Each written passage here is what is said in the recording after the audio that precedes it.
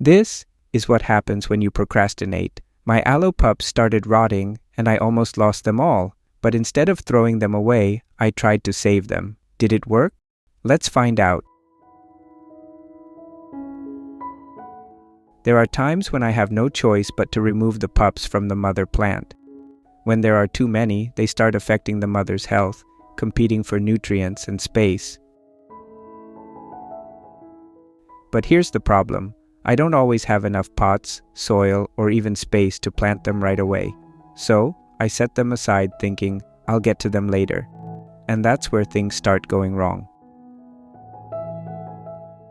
When pups are left unplanted for too long, especially when stacked on top of each other, the ones underneath are bound to rot. And honestly, another big reason my pups rotted is procrastination. I kept telling myself, I'll do it tomorrow. But tomorrow turned into days, then weeks, until I ended up with a pile of rotten pups. Seeing my barbadensis pups in that state was heartbreaking. I knew I had to do something, save what's left before it's too late. I salvaged the pups that weren't completely rotten by washing and drying them. It's a process similar to how people save rotten spring onions, air drying them and giving them partial sunlight exposure. Since these pups had been in the shade for over a month, they became too sensitive to direct sunlight. Even the afternoon sun could scorch them. Some leaves continued to rot, but the plants weren't entirely lost.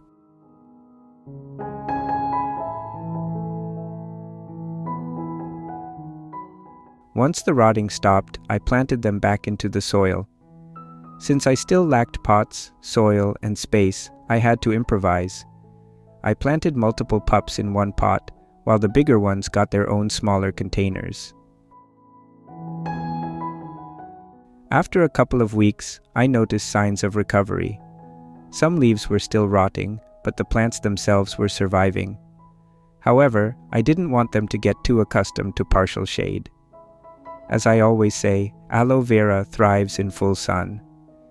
So I gradually moved them to a sunnier spot. As expected, some leaves started turning slightly brown, adjusting to the increased sunlight. A month later, the plants looked much healthier. In a few more weeks, they will be ready for their next step, transplanting.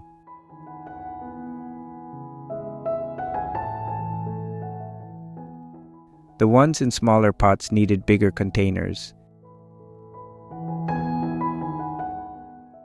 and the crowded ones had to be separated so each could have its own space to grow. I hope you learned something from this experience. Thank you for watching. This is Danny, and I'll see you in the next video.